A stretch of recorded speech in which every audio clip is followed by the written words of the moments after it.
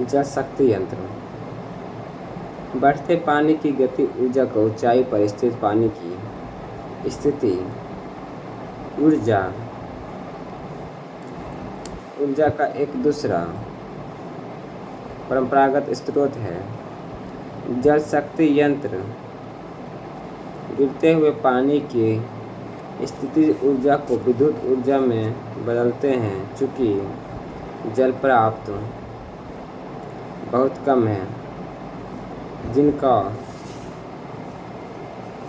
उपयोग स्थितिज ऊर्जा के स्रोतों के रूप में किया जा सकते हैं, अतः जल शक्ति यंत्र बाढ़ों से संबंध होते हैं। जल गत शताब्दी में समस्त संसार में अनेक बाढ़ बनाए गए। भारत में हमारी ऊर्जा आवश्यकता की 1/4 की पूर्ति जल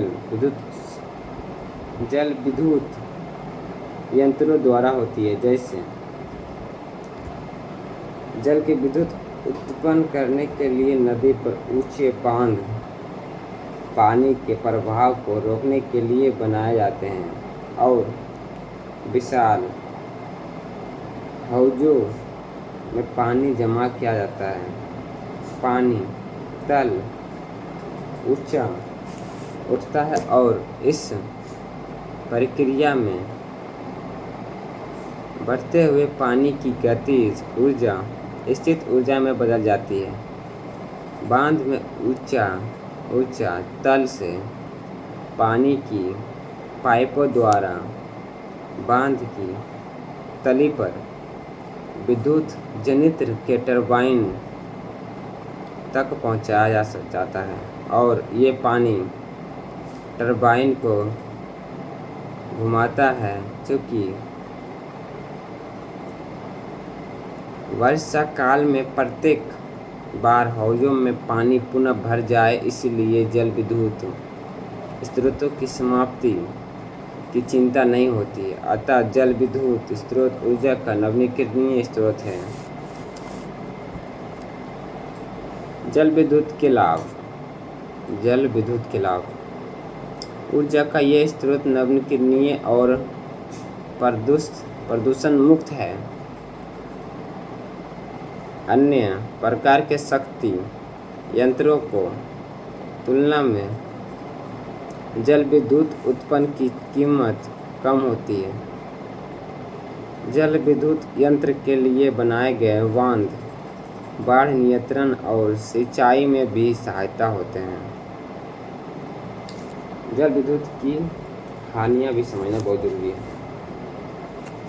सिर्फ सीमित संख्या में ऐसे स्थानों पर, विशेषकर पहाड़ी भूभागों पर बांध बनाए जा सकते हैं। बांध के कारण कृषि योग्य भूमि और मानव निवास के बड़े क्षेत्र को त्यागना पड़ता है, क्योंकि वह स्थान जलमग्न हो जाता है। विशाल पारिस्थितिक तंत्र नष्ट हो जाते हैं। जब बांध में पानी के अंदर वे डूब जाते हैं। जलमग्न वनस्पति उनकसी शर्तों के अधीन सड़ती है और मीथेन की बड़ी मात्रा उत्पन्न करती है। मीथेन ग्रीन हाउस गैस है। बड़े बांधों के निर्माण के लिए साथ कुछ समस्याएं जुड़ी होती हैं। ये विस्थापित व्यक्तियों के संतोषजनक पूर्ण वर्ष की समस्या उत्पन्न करता है। मांग ने गंगा नदी पर टेहरी बांध और नर्मदा नदी पर सरदार सरोवर परियोजना के निर्माण का विरोध ऐसे ही समस्याओं के कारण होता है।